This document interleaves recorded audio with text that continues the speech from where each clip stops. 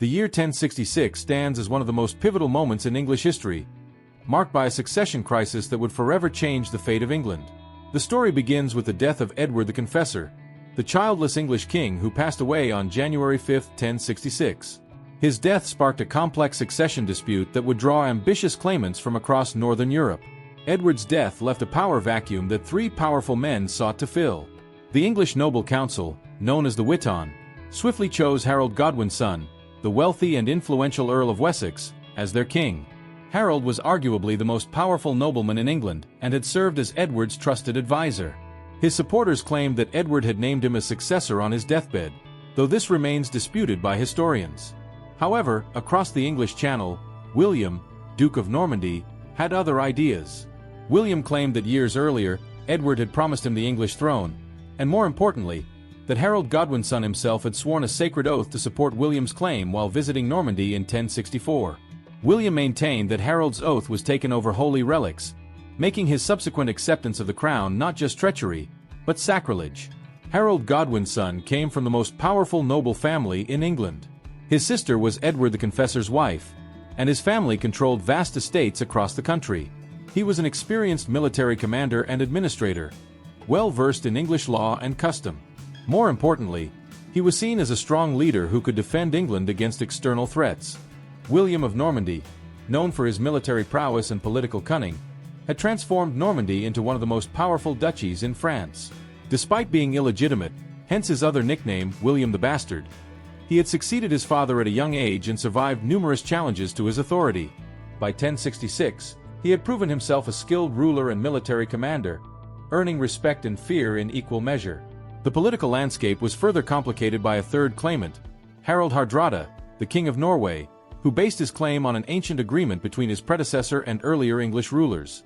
This three-way contest for the English crown would set the stage for one of the most remarkable years in medieval history, culminating in the fateful Battle of Hastings.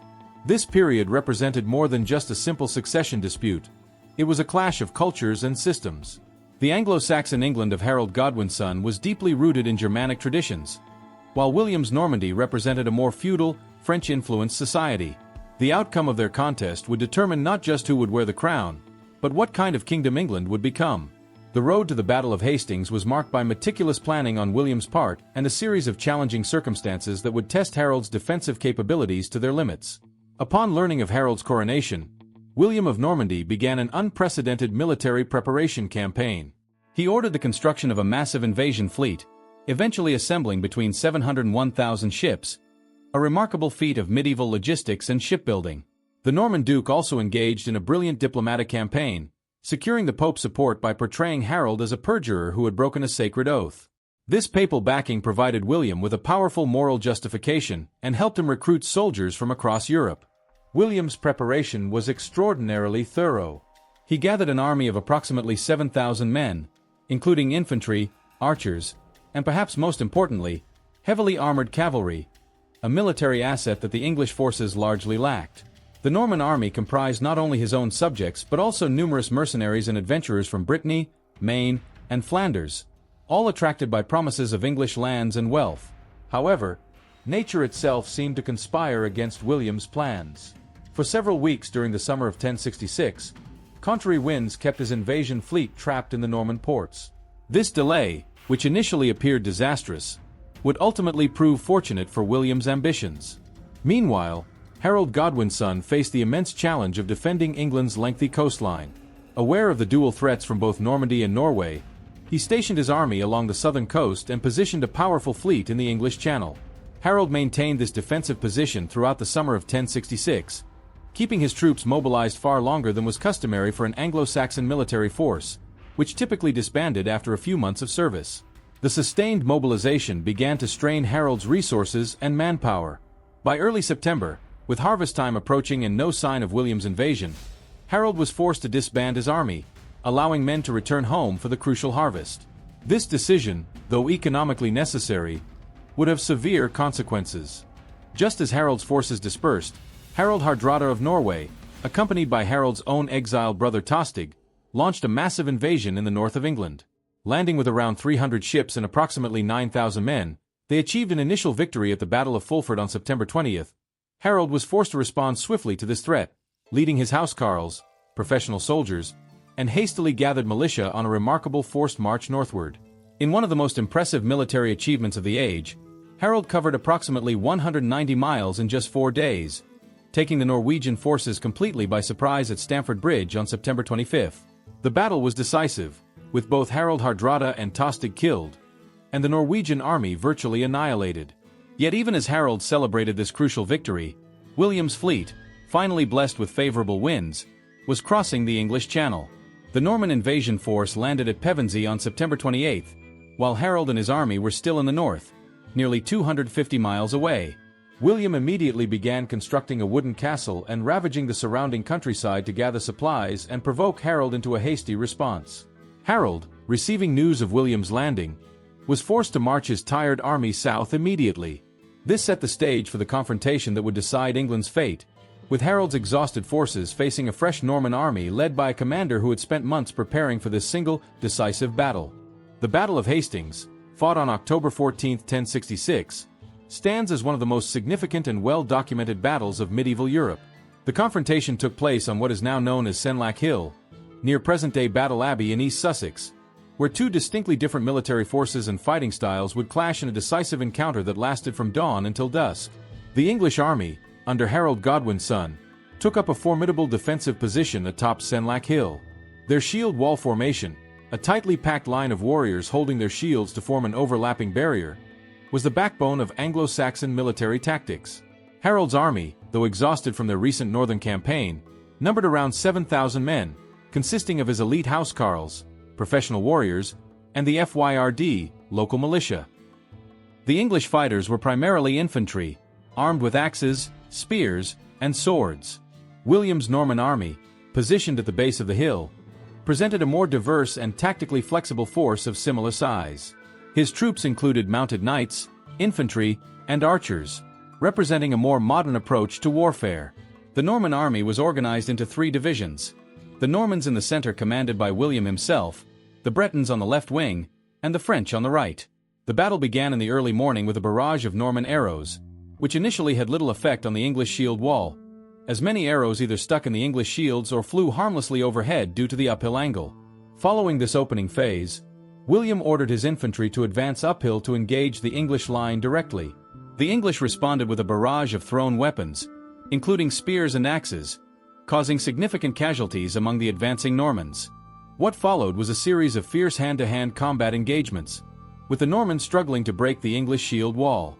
The English formation held firm, even using the deadly two-handed Danish battle-axe to great effect against the Norman attackers. The battle's first major turning point came when a rumor spread through the Norman ranks that Duke William had been killed. As some Norman units began to retreat in panic, a portion of the English forces broke ranks to pursue them, weakening their defensive position. It was at this crucial moment that William demonstrated his tactical brilliance. Riding through his troops with his helmet raised to show he was alive, he rallied his men and turned what could have been a disastrous rout into one of the battle's most decisive tactical maneuvers. The Normans had discovered, whether by accident or design, the effectiveness of the feigned retreat. William began to use this tactic deliberately, ordering his cavalry to charge, retreat, and then turn to cut down their pursuers. This strategy proved devastatingly effective, repeatedly drawing segments of the English shield wall down the hill, where they could be surrounded and destroyed by the Norman cavalry. Each successful feigned retreat weakened the English line and created gaps in their formation. As the day wore on, the Norman archers adopted a different approach, shooting arrows high into the air so they would fall behind the English shields. This change in tactics proved crucial, as one of these arrows reportedly struck Harold in the eye, though this account is disputed by some historians. Whether by arrow or in the subsequent hand-to-hand combat, Harold was killed late in the day, along with his brothers and many of his best warriors. The death of Harold marked the beginning of the end for the English army.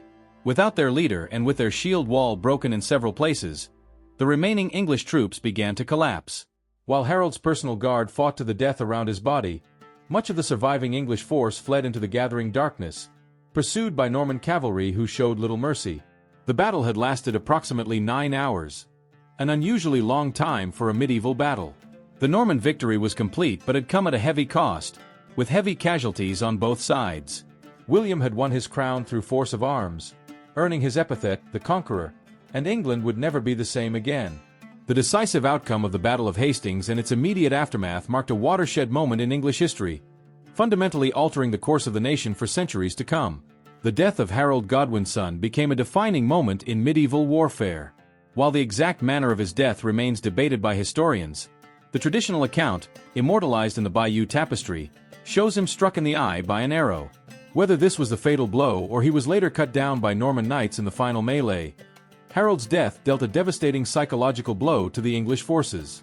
The last Anglo-Saxon king of England fell near his standard, surrounded by his loyal housecarls who fought to the death to protect their fallen lord. The image of Harold's death became legendary, a king who quite literally died fighting for his kingdom.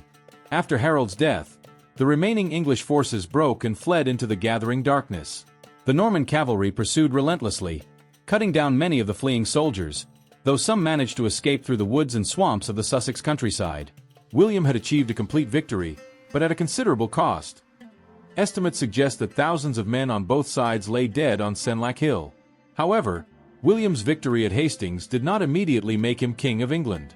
Despite Harold's death, significant resistance remained.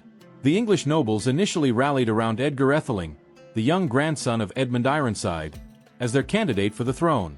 London, in particular, stood defiant against William's advance. William demonstrated his tactical acumen once again by not immediately marching on London. Instead, he moved east and then west, systematically devastating the surrounding countryside and cutting off the city's supplies.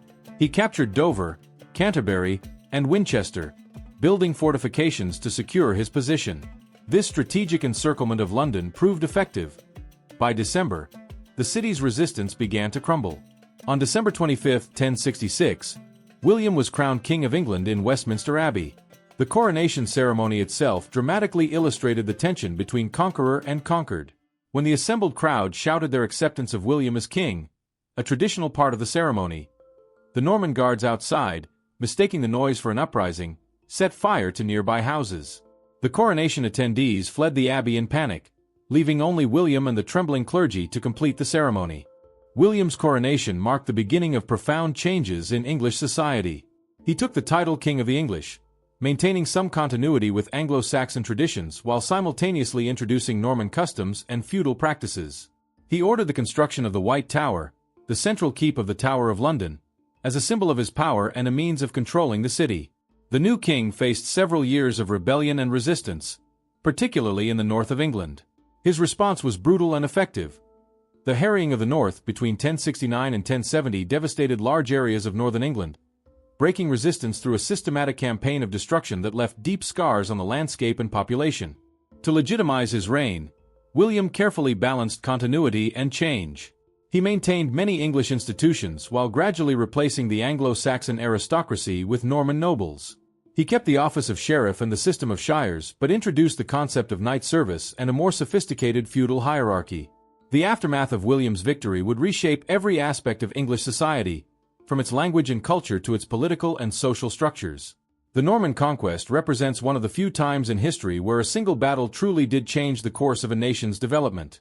Isn't it fascinating how a single arrow and one day's battle changed England forever? What do you think would have happened if Harold had won at Hastings? Share your thoughts in the comments below. The Norman Conquest brought about one of the most profound transformations in English history, affecting every aspect of society from the highest levels of government to everyday life in the smallest villages. William's consolidation of power was methodical and far-reaching. His first major undertaking was the wholesale replacement of the English aristocracy. By 1087, only 2 Anglo-Saxon lords still held significant estates in England. The rest of the land had been divided among approximately 180 Norman barons, creating a new ruling class entirely dependent on William for their positions and wealth. This dramatic transfer of land ownership represented the most complete replacement of a ruling class in medieval European history. The new Norman regime established a sophisticated system of feudal relationships. Unlike the relatively straightforward Anglo-Saxon system, William introduced a complex hierarchy of obligations and duties.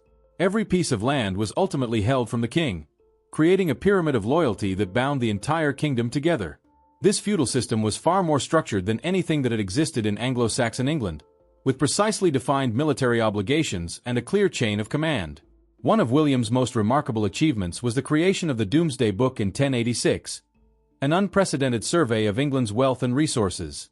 This massive undertaking recorded everything from the number of pigs in a village to the annual value of urban properties. The Doomsday Survey served multiple purposes. It established who owned what, clarified tax obligations, and provided William with detailed information about his kingdom's resources. Nothing of this scale had ever been attempted in medieval Europe, and nothing comparable would be done again for centuries. The transformation of England's physical landscape was equally dramatic. The Normans embarked on an ambitious building program, constructing hundreds of stone castles across the country. These fortifications, beginning as wooden structures and gradually being rebuilt in stone, served both military and administrative purposes. They were symbols of Norman power and centers of local government. Similarly, the Normans revolutionized ecclesiastical architecture, rebuilding almost every major church and cathedral in the Norman Romanesque style, many of which still stand today. The linguistic changes brought by the conquest were profound and long-lasting. French became the language of the royal court, government, and law, while Latin remained the language of the church and formal documentation. English, though it remained the language of the common people, underwent dramatic changes. Over the following centuries, thousands of French words entered the English vocabulary, particularly in areas relating to government, law, military matters, food, and fashion. This linguistic fusion eventually produced Middle English, a language significantly different from its Anglo-Saxon predecessor. The Norman conquest also transformed English law and administration. While William maintained many Anglo-Saxon institutions, such as the shire courts, he modified them to serve Norman purposes. The introduction of church courts created a separate legal system for religious matters, while forest law established special regulations for the king's hunting preserves. The office of sheriff became more powerful, serving as the king's direct representative in the shires. Cultural changes were equally significant. Norman fashions, customs, and social practices gradually spread throughout English society. The Norman love of hunting led to the creation of royal forests, while Norman dietary preferences influenced English cuisine. Even personal names changed dramatically, with Norman names like William, Robert, and Richard largely replacing traditional Anglo-Saxon names. The church underwent significant reorganization under Norman rule. Most English bishops and abbots were replaced by Norman clergymen, bringing continental religious practices and architectural styles to England. The church became more closely aligned with Rome, and monastic life was reformed according to Norman standards. This period saw a great flowering of monastery building and religious scholarship. The administration of justice also evolved. The Normans introduced trial by combat alongside the existing Anglo-Saxon practices of ordeal and compurgation. They developed the system of writs, standardized legal procedures, and gradually created the common law system that would become one of England's most important contributions to world civilization. The legacy and impact of the Norman conquest represent one of the most profound and lasting transformations in European history, with repercussions that continue to influence modern society in numerous ways. The most immediate and visible legacy was the creation of a new Anglo-Norman realm, which fundamentally altered the political geography of medieval Europe. England, previously oriented towards Scandinavia and the North Sea world, became firmly connected to continental Europe, particularly France. This shift created a complex web of political relationships that would shape European politics for centuries. The Anglo-Norman realm became one of medieval Europe's most powerful political entities, setting the stage for the later Plantagenet Empire and the Hundred Years' War. The impact on English society was revolutionary and permanent. The introduction of feudalism in its most developed form created a more strictly hierarchical social structure that would persist well into the modern era. The Norman system of land tenure, with its complex web of rights and obligations, formed the basis of English property law, aspects of which still influence legal systems throughout the English-speaking world today. In terms of language, the Norman conquest's influence cannot be overstated. Modern English emerged as a unique fusion of Anglo-Saxon and Norman French, creating one of the world's most flexible and expressive languages. This linguistic heritage explains why English often has pairs of words with similar meanings but different origins. For example, kingly, Anglo-Saxon, and royal, Norman French, or freedom, Anglo-Saxon, and liberty, Norman French. This dual vocabulary gives English its extraordinary richness and nuance, a direct legacy of the conquest. The Norman impact on architecture transformed England's physical landscape permanently. The great stone castles and cathedrals built by the Normans established an architectural tradition that would define medieval England. Many of these structures, such as the Tower of London and Durham Cathedral, remain iconic symbols of English heritage. The Norman introduction of stone castle building technology revolutionized military architecture throughout Britain and influenced defensive structures across Europe. In terms of governance and administration, the Norman legacy was equally profound. The sophisticated administrative systems they introduced, including the extensive use of written records and the development of exchequer procedures, laid the groundwork for modern governmental bureaucracy. The Domesday Book, in particular, set a precedent for systematic government record-keeping that would influence administrative practices for centuries. The legal system underwent a transformation that would have global implications. The development of English common law, which began under the Normans, would eventually become one of England's most important exports, forming the basis of legal systems throughout the English-speaking world and beyond. The Norman emphasis on written records and standardized procedures in legal matters created a more sophisticated and consistent system of justice. The Conquest also had profound effects on the development of English identity. The experience of being conquered and ruled by a foreign elite paradoxically helped forge a stronger sense of English national identity. The gradual fusion of Norman and Anglo-Saxon cultures created a unique Anglo-Norman identity that would eventually evolve into a distinctively English culture. In the realm of social mobility and class structure, the Norman conquest created patterns that would persist for centuries. The sharp division between the Norman French-speaking nobility and the English-speaking peasantry gradually evolved into the English class system, with its distinctive accents, manners, and social codes. The impact on medieval warfare was also significant. The Norman emphasis on heavy cavalry and castle-based warfare transformed military practices throughout Britain. Their sophisticated approach to military organization, including the feudal levy system and the development of professional military households, set standards that would influence European warfare for centuries. In terms of international relations, the conquest created lasting connections between England and France that would shape European history for a millennium. The complex claims to French territories held by English kings would lead to numerous conflicts, culminating in the Hundred Years' War, and continuing to influence Anglo-French relations well into the modern era. Perhaps most significantly, the Norman conquest represents one of history's most complete and successful examples of regime change. The thoroughness of Norman transformations, combined with their ability to adapt and incorporate useful aspects of Anglo-Saxon culture, created a stable and lasting new order that would serve as the foundation for England's emergence as a major European power. The Norman conquest offers profound insights into the nature of power, cultural assimilation, and societal transformation that remain remarkably relevant to our understanding of historical and contemporary events.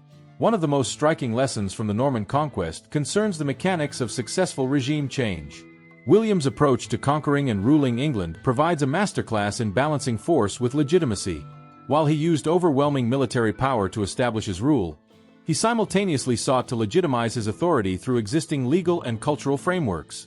He maintained certain Anglo-Saxon institutions while gradually overlaying them with Norman systems, demonstrating how successful conquerors often preserve useful elements of the conquered society rather than attempting complete replacement. The Norman conquest also illustrates the complex relationship between military victory and cultural dominance. While the Normans won the military contest decisively at Hastings, the subsequent cultural transformation was far more nuanced.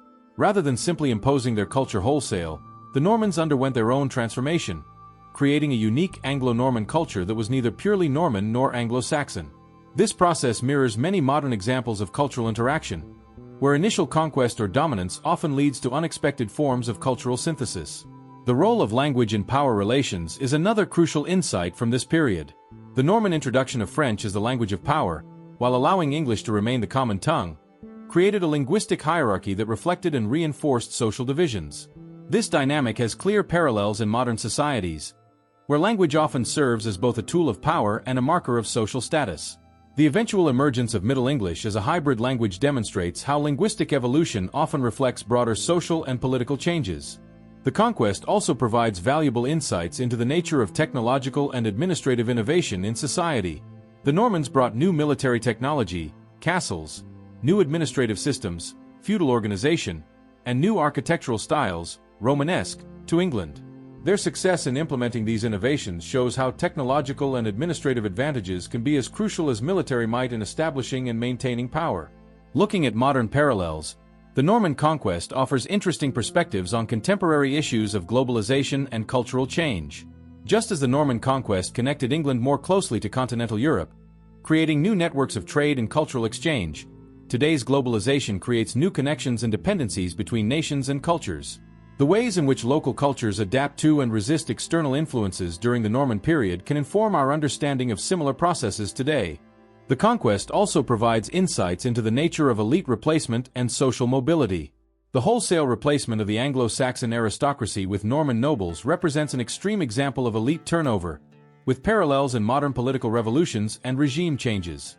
However, the gradual integration of these elites into English society also shows how new ruling classes must eventually establish local roots to maintain their authority. In terms of institution building, the Norman experience offers valuable lessons about the importance of effective administrative systems. The creation of the Domesday Book, for instance, shows how detailed information gathering can be crucial for effective governance, a lesson that resonates in our current age of big data and surveillance. The Norman development of sophisticated legal and administrative systems demonstrates how institutional innovation often follows political transformation. The role of propaganda and historical narrative in legitimizing power is another relevant insight. The Normans were masterful at controlling the historical narrative of the conquest, as seen in works like the Bayeux Tapestry. This manipulation of historical narrative to justify political authority has clear parallels in modern political communication and state propaganda. Modern geopolitical parallels can be seen in various aspects of the conquest.